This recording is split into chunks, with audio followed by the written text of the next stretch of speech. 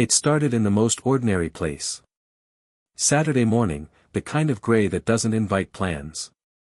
I was sitting in the corner of the cafe 2 blocks from my apartment, the one with the chipped tiles and a clock that ran 5 minutes slow. I came there too often.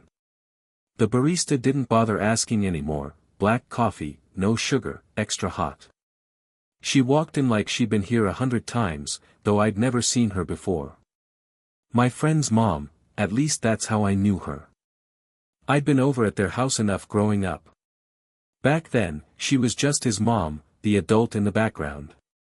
Now, in her mid-40s, she seemed different. Or maybe it was me who changed, and finally noticed. She saw me first. You again, she teased, though we hadn't spoken in years. I laughed quietly, unsure if she remembered me well enough to joke like that. Guess I'm predictable. Her eyes flicked to the coffee already cooling on my table. Black, no sugar. Still. You always looked like you were trying too hard with that. The way she remembered made my chest tighten. I wanted to reply, but my words tangled. I folded the corner of my napkin instead, smoothing it flat, then folding it again. She noticed but didn't comment. She ordered a cappuccino and slid into the seat across from me without asking. Just like that, years bridged in a second. You call me old, I'll show you young again, she laughed suddenly, though I hadn't said anything. Maybe she was remembering something too. The sound was softer than I recalled, less of a laugh and more of a release, like she hadn't had reason to in a while. I smiled but didn't trust my voice, so I looked at the steam rising from her cup. The silence stretched, not uncomfortable, but filled with things neither of us knew how to say. How's he? She asked finally. She meant her son, my friend. Good. Busy.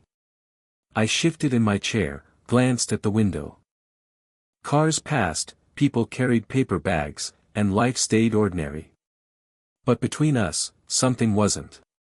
She stirred her drink though it didn't need stirring, the spoon tapping gently against porcelain. You don't text him much anymore, do you? Her observation landed heavier than I expected. She wasn't accusing, just noticing. And she was right. I had half-written messages sitting in my phone, things like we should catch up sometime, always left unsent. Yeah, I said, clearing my throat. I guess I don't. She didn't push. Just nodded, as though she understood more than I wanted her to. The cafe clock ticked louder than before.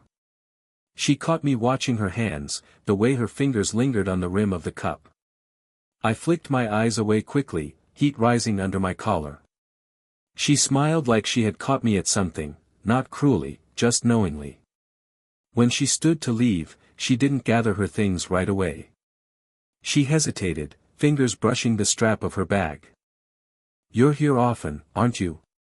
Most mornings, I admitted. Her pause was long enough to mean something, though she didn't spell it out. Finally, she leaned closer, her voice softer, almost conspiratorial. Then maybe I'll see you again. She left without waiting for an answer. I watched her step out into the gray light, her reflection passing briefly in the window before it disappeared. I sat there longer than usual, staring at the folded napkin I'd left on the table, a small triangle of hesitation. When I finally reached for my phone, there was a new message. From an unsaved number, but I knew it was her. Next time, don't let me drink my coffee alone. I told myself not to expect her, but when the bell above the cafe door chimed, my chest betrayed me. She stepped in with damp hair, the kind you get when you don't bother with an umbrella. A navy sweater clung to her in places, the sleeves pushed up haphazardly. She caught me looking before I could hide it. Twice in a row, she said, brushing raindrops from her arms. Starting to look like fate. I smirked, staring down at my coffee. Or just bad weather. She set her cappuccino beside mine, closer than last time. For a few minutes, the rain filled the silence between us, steady against the window. She broke it first. You ever miss being a kid? She asked, not looking at me. Sometimes, I admitted. Back then, things felt clearer. No one expected anything of you. Her laugh was brief, but there was something brittle under it. I thought the same when I was your age. I couldn't wait to grow up. Now I'd give anything to ungrow certain years. I glanced at her, but she didn't elaborate. She just sipped her drink, eyes fixed on the blurred street outside. Something about the way she held herself, like there was more weight on her shoulders than she'd ever admit aloud, made me want to ask. But I didn't. I folded the edge of my sleeve instead, rolling it between my fingers. Your dad and I divorced when my son was 12, she said suddenly, softer now. That was the year you started coming around. I looked up. She wasn't watching me, just the swirl of foam left in her cup. The words hung there, naked but unembellished. I didn't know, I said, though maybe I should have. Not many did. Her eyes finally found mine. You're too young to waste time on stories like that. I wanted to tell her it didn't matter, but the words caught. The thought sat heavy in my chest. I wasn't supposed to be here, sitting with her like this. I was still the friend. Still 20-something with little to show. She leaned back, tilting her head toward the ceiling. You ever wonder what people would say about us just talking like this? The way she said, just talking, carried more weight than anything else. All the time, I admitted. My voice came out lower than I intended. We sat in silence then, not because there was nothing to say, but because saying it would make it real. The rain softened outside, the cafe emptied, and for a while it was only our cups cooling between us. When she finally stood to leave, she touched my wrist, light, almost accidental. But the warmth of it lingered long after her hand was gone. See you, she said simply, but her eyes held me there, as though she was asking a different question altogether. And when the door closed behind her, I caught myself imagining, just for a second, that her touch had meant don't go back to being strangers. The third morning, I didn't come for the coffee. I came because I knew she might. She arrived later than usual, scanning the cafe until her eyes caught mine. A small smile flickered, relief, maybe. She slid into the seat across from me without hesitation. You're here early, she said, shrugging off her coat. Couldn't sleep, I muttered. She raised an eyebrow but didn't pry. Instead, she unwrapped the tea bag the cafe always provided, dunking it slowly, watching the steam curl. The quiet stretched, but it wasn't empty, it buzzed with everything we hadn't said yet. I wanted to ask her what she was doing here with me. Why she hadn't walked past, or chosen another place. But before I could, the door opened. Mom. Her son, my friend, stood there, dripping from the rain. His eyes darted between us, confusion shading into suspicion. I straightened in my chair, suddenly aware of how close our cups were, how her elbow brushed the table near mine. She didn't flinch. Didn't know you came here, he said, frowning slightly.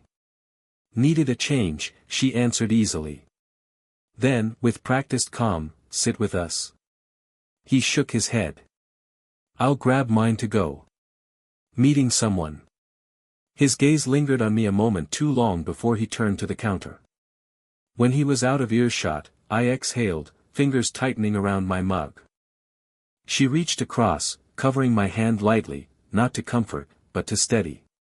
He doesn't think anything, she whispered. Not yet. The words carried a warning, though her thumb lingered an extra beat before pulling away. Her son left as quickly as he'd come, the bell above the door clattering in his wake. Neither of us spoke for a while. You should, I began, then stopped. What? She asked softly. Maybe we shouldn't sit like this. People notice things. She studied me, head tilted. Do you want to stop? The question was sharper than it sounded. My chest tightened because I didn't know the answer. Or maybe I did, but didn't want to say it aloud. I don't know, I admitted. She gave a small, tired smile, stirring her tea though it had already cooled. "Honest. I'll take that." We sat in uneasy stillness, the clock ticking too loud again. Every small shift, the brush of her sleeve, the scrape of my chair, felt amplified. When she finally rose to leave, she leaned down closer than necessary, close enough that I caught the faint scent of rain on her hair. For a heartbeat, her lips hovered, near my temple, near my cheek. Not quite touching. Then she pulled back, eyes unreadable. "See you tomorrow?" It sounded like a question, but her gaze felt like something heavier, something almost said. I swallowed hard, nodding, though my heart was already caught in the space between almost and never. It wasn't the cafe this time. She suggested a walk, said she needed air. Evening light stretched long across the street as we drifted through the neighborhood, side by side but not touching. She carried her hands in her pockets, glancing at the ground more than at me. I kept pace, close enough to feel her presence, far enough to pretend it meant nothing. We ended up at the park bench near the river. She sat first, brushing leaves from the wooden slats, and I followed. The water moved slow, dark and heavy. For a while we didn't speak. Just the sound of wind in the trees and the occasional shuffle of her foot against the gravel. Then she exhaled sharply, as though she'd been holding her breath for days. "You know what bothers me," she said, her voice quiet. "That I look forward to this. Too much." The words landed heavy. I didn't know what to do with them. My throat tightened. She laughed softly, but it wasn't joy. "I shouldn't be here with you. You're his friend. You're 20-something with your whole life still," she broke off, pressing her lips together. I stared at the river, wishing I could sink my doubts into it. "Do you think I don't know that?" Her head turned toward me, eyes sharp. "Then why do you keep coming back?" I didn't answer right away. My hands fumbled in my lap, fingers curling into fists, then loosening.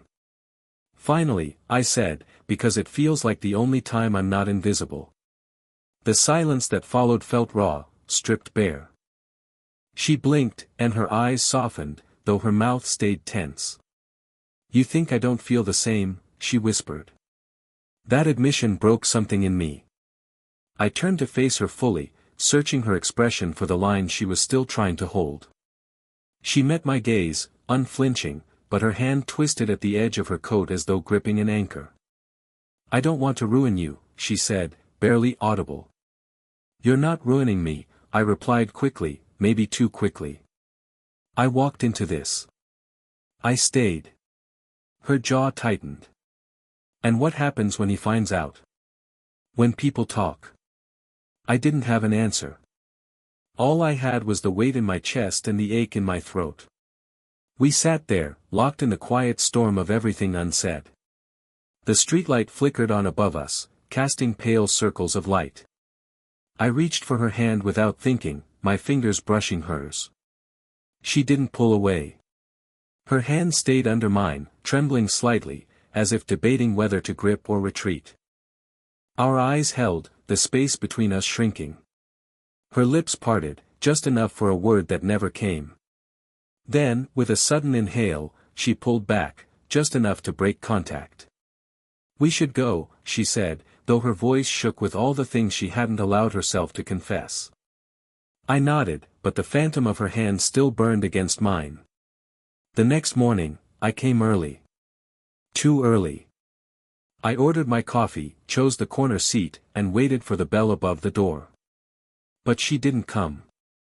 I checked the time, scrolled through my phone, opened and closed the same half-written messages. By the second hour, the coffee had gone cold, and I had convinced myself I'd misread everything.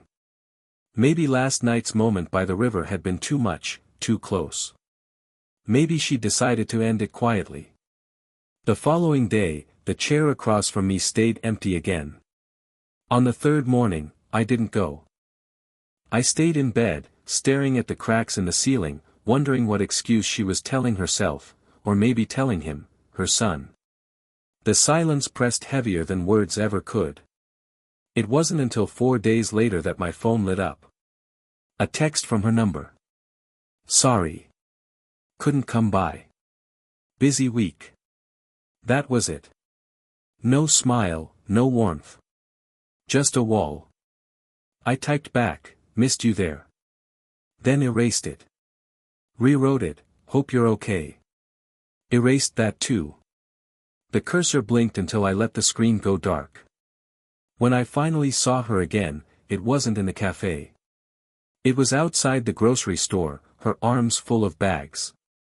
She looked surprised, caught off guard. You've been, I started, then stopped. She forced a small smile. Life got in the way. Happens, doesn't it? I nodded, though my chest nodded. She looked different, tired, distracted. As I reached to take one of the bags, our hands brushed. For a second, the familiar charge surged back. But she pulled away quickly.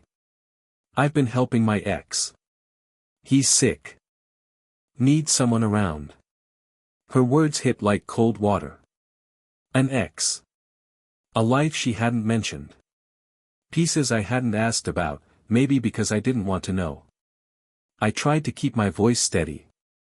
So you're back with him? Her laugh was thin, strained. Not like that. Just old habits. You spend years with someone, and it's hard to unlearn being the one who shows up. I wanted to ask where that left me, what I was supposed to be. But instead, I said nothing. I carried her bags to the car in silence, each step heavy. At the curb, she opened the trunk, and for a moment, I thought she'd say something, an explanation, a reassurance. Instead, she just gave me a grateful smile that didn't reach her eyes. Thank you, she said simply, then got into the driver's seat. I stood there until the taillights blurred into traffic. That night, I opened my phone again. I typed, "Do you want me to stop coming?" The word stared back at me. My thumb hovered over send. But I never pressed it. I just let the screen fade black, the message unsent. And for the first time, the cafe chair didn't feel empty, it felt like it was refusing me. It was late when she called. Her voice was softer than usual, almost unsure.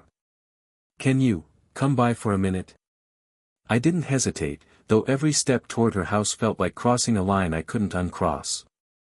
She met me at the door in the dim porch light, her hair tied back loosely, a sweater hanging off one shoulder. No makeup. Just her, unguarded. Inside, the kitchen smelled faintly of tea and something left too long on the stove. She poured me a cup without asking, sliding it across the counter. Her hands trembled slightly, though her face stayed calm. "I didn't think you'd still come," she said. "You asked," I answered simply. She exhaled, leaning against the counter, staring at the floor tiles as though they might offer a script. "I don't know what I'm doing. Some days I think I'm fine, and then you show up, and suddenly," she trailed off, pressing her lips together. I wanted to step closer, but I stayed still, gripping the mug too tightly. "Suddenly what?" Her eyes flicked up, catching mine. "Suddenly I feel alive again. And that scares me." The silence that followed was heavy, fragile. I swallowed hard. I don't care what people say. I don't care if it's messy, or complicated. My voice cracked, softer now. I just don't want to keep pretending this doesn't matter. She shook her head, half smiling, half breaking. "You think it's that simple? You're my son's friend. I'm old enough to know better." "You're not old," I said quickly. Too quickly. Her laugh slipped out, sad, almost grateful. "You always were terrible at lying." I stepped forward then, finally, setting the mug down. My hand found hers on the counter, fingers brushing, then holding. She didn't pull away this time. Her shoulders sagged, as though the weight she carried was spilling out. "I've spent years convincing myself I don't need anyone," she whispered. "And then you sit there with your quiet eyes and your folded napkins, and suddenly I can't breathe. Her honesty gutted me. I leaned closer, not enough to close the distance fully, but enough that our words felt suspended between us. Then don't stop breathing. Not with me. Her eyes glistened, but no tears fell. She searched my face like she was memorizing it, weighing what it would cost her to let this happen. For a long moment, neither of us moved. Just the hum of the refrigerator, the tick of the clock, the faint warmth of her hand in mine. Finally, she nodded once, small, almost imperceptible. Okay, she whispered. Not a promise, not a declaration. Just a fragile opening. I squeezed her hand gently, and she squeezed back. Nothing more. Nothing less. And for the first time, the silence between us didn't ache, it felt like relief. Weeks passed. Not all at once, but in small ways, the world shifted. The cafe at 8:47 a.m. still smelled of burnt beans and sounded of cups clinking, but it no longer felt like waiting. Some mornings, she sat across from me. Other mornings, she arrived late and found me already there. The clock still ran 5 minutes slow, but neither of us minded. It wasn't dramatic. No big gestures. Just the way her hand brushed mine when she slid the sugar across the table. The way she left her tea bag wrapper folded neatly beside my black coffee, as if it belonged there. One Saturday, we walked again, to the same park bench by the river. The leaves had thinned, and the water carried more weight, darker with winter coming. She sat first, brushing off the seat like before. I followed. Funny how this feels different now, she said, tucking her hands into her sleeves.